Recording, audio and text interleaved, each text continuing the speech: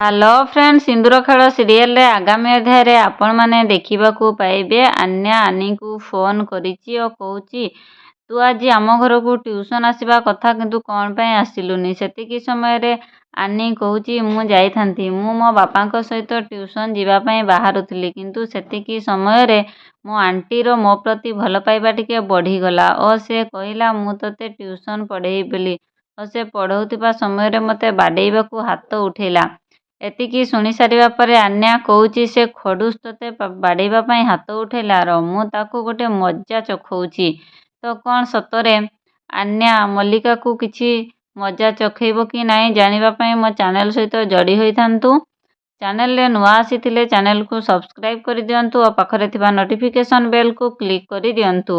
ଭିଡ଼ିଓଟି ଭଲ ଲାଗିଥିଲେ ଭିଡ଼ିଓଟିକୁ ଲାଇକ୍ କରନ୍ତୁ, ନିଜ ଫ୍ରେଣ୍ଡସ୍କୁ ସେୟାର କରନ୍ତୁ। ସିନ୍ଦୁର ଖେଳ ସିରିଏଲରେ ନ୍ୟୁ ଅପଡେଟ୍ସ ଜାଣିବା ପାଇଁ ପାଖରେ ଥିବା ନୋଟିଫିକେସନ୍ ବେଲକୁ କ୍ଲିକ୍ କରିଦିଅନ୍ତୁ।